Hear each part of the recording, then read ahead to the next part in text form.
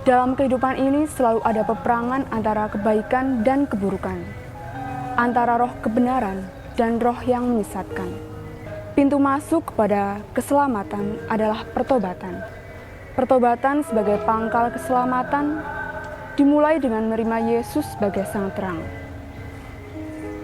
Oleh karena itu, seharusnya kita mohon pertolongan kepada Tuhan Yesus Tuhan kita untuk selalu mencurahkan roh-Nya yang kudus, agar kita tidak disesatkan oleh roh yang menyesatkan, tetapi dipimpin oleh roh kebenaran. Karena roh kebenaran itu berasal dari roh Allah sendiri. Selamat mengikuti Reafin hari ini, Tuhan memberkati.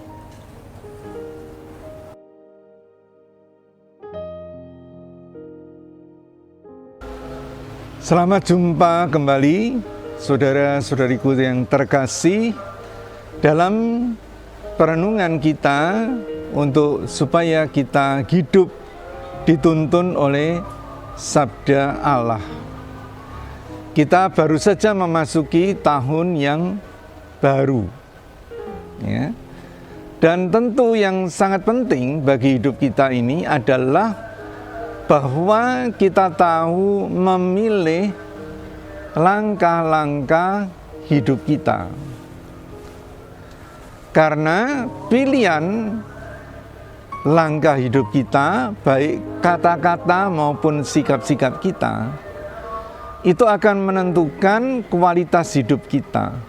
Bahkan juga akan menentukan apakah hidup kita ini akan lebih bahagia, lebih bermakna, atau malah hidup kita ini akan semakin kacau, semakin amburadul.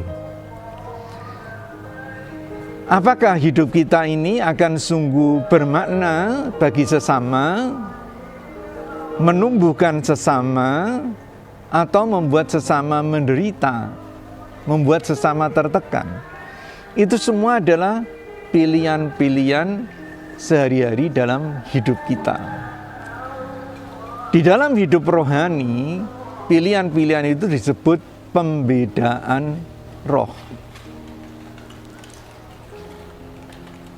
Nah, kita membaca tadi di dalam Sabda Tuhan pada bacaan pertama dari surat pertama Rasul Yohanes mengenai pembedaan roh ini, ya. Di situ dikatakan atau ajakan bahwa kita ini diajak untuk saling mengasihi di dalam Kristus. Ya. Kalau kita saling mengasihi dalam Kristus, maka kita ini berdiam di dalam Allah, dan Allah itu berdiam di dalam diri kita. Karena Allah itu ada di dalam Kristus, dan Dia atau Kristus itu hidup di dalam Allah. Roh yang benar adalah roh yang mengakui bahwa Yesus Kristus, Putra Allah itu telah menjadi manusia. Nah, apa artinya ini? Adalah bahwa hidup kita berpedoman, ya, hidup kita yang manusiawi ini berpedoman pada Kristus. Karena Kristus itu Allah yang sudah menjadi manusia, sama seperti kita.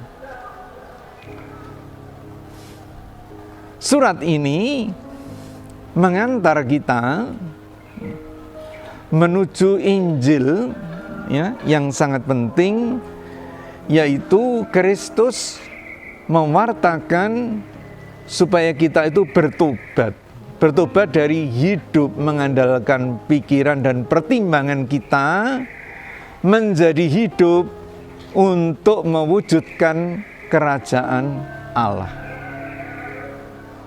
Bertobatlah sebab kerajaan surga sudah dekat. Seluruh hidup Kristus, bukan hanya kata-katanya, tapi juga seluruh hidupnya, seluruh tindakannya, seluruh perilakunya, itu adalah sabda yang sudah menjadi manusia. Yesus mewartakan Injil, kabar gembira kerajaan Allah itu. Dan itu diwujudkan dalam meringankan penderitaan, memberikan kesembuhan kepada orang-orang. Saudara-saudariku yang terkasih, karena itu di tahun yang baru ini kita diajak untuk berani meninggalkan diri kita, kepentingan kita untuk mewujudkan kerajaan Allah itu. Kerajaan Allah yaitu di mana orang saling mengasihi. Kerajaan Allah di mana orang sungguh-sungguh menghidupi hidup Kristus di dalam dirinya. Hidup sebagai orang Kristiani yang sejati.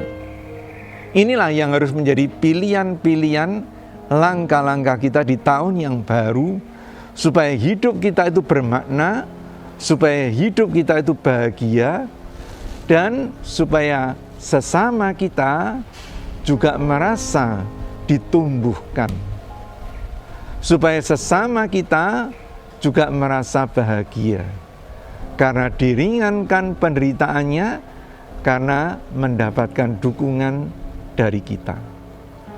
Selamat memilih Roh Allah, Roh Kristus, Sabda yang sudah menjadi manusia.